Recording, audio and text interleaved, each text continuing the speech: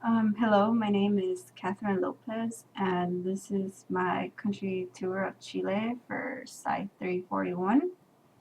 Chile is a Southern American country, and it's really narrow with a long coastline and a mountain range, which goes by the Andean.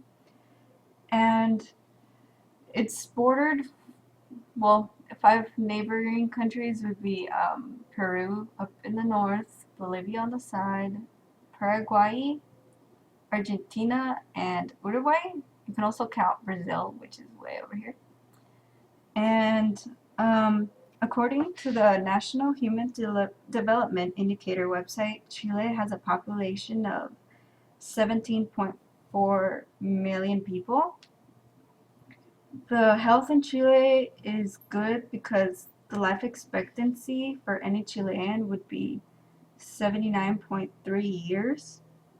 Currently, Chile ranks number 40th in the Human Development Index. In education, the mean years of schooling of adults is 9.7 years.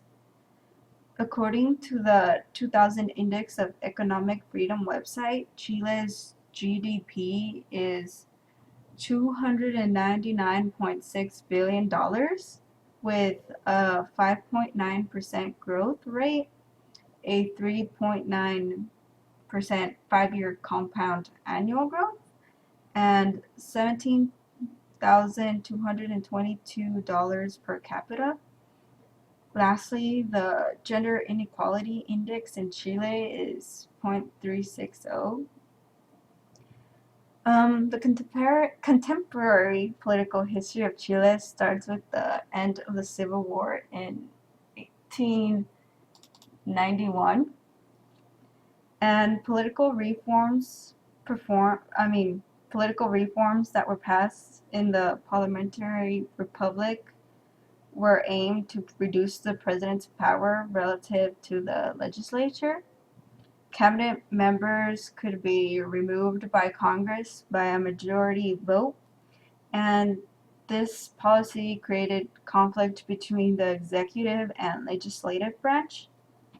So a new constitution was drafted in 1925, and this removed the previous law about in which the legislator could remove ministers at will.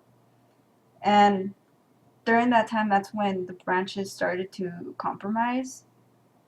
And since then, the the three principal legislator blocks intensified, particularly with the presidency of Carlos Ibáñez in 1952. In 1958, the nation of Chile democratically elected the socialist Salvador Allende. He was known for many reforms, particularly the land reform, until the military coup of 1973 occurred. And with the Salvador Allende government overthrown, Augusto Pinochet instigated his regime, and it lasted from 1973 to 1989. He set up economic reforms that brought about wealth in Chile, but at the price of many human lives and human rights violations. Civil liberties weren't allowed. And at the end of his regime, Chile was able to reclaim its democracy, even though Augusto Pinochet had changed the constitution. The constitution was left as it is, but it also left his regime left a boom economy in which Chile is still reaping the benefits up until now. And as of now, the current president of Chile is Sebastian Piñera, and he was elected on the 11th of March in 2010. His term length is set to 4 years, so he's about to go.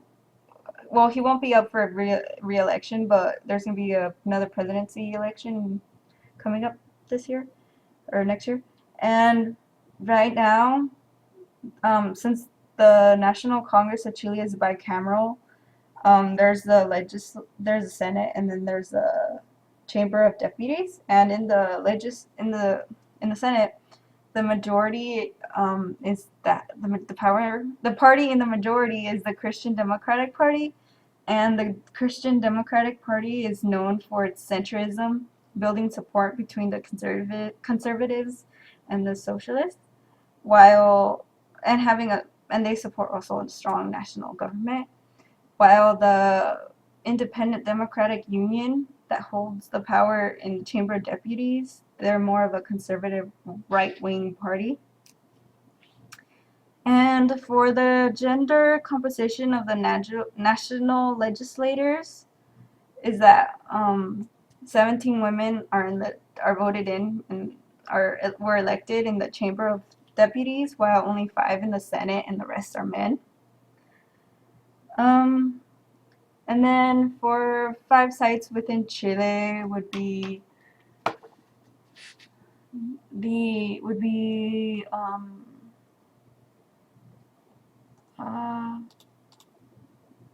would be the Atacama Desert, and it's located up north over here, right there. And then another place that I thought that was important was the town of Concepcion, and that's way south, here near the coast. And also thought it would be good to mention Todos los Santos Lakes, and right there. Followed by Punta Arenas, and it's really down at the south, close to the bottom. And then, of course, we have Santiago, which is the capital where the capital's at. And for some sites that are outside of Chile, besides the Pacific Ocean, would be many islands. For example, La Isla Santa Maria, right there. Isla Mocha, right there. There's a forest. Followed by this island called Isla Robinson Crusoe, which is the title of a book, I believe.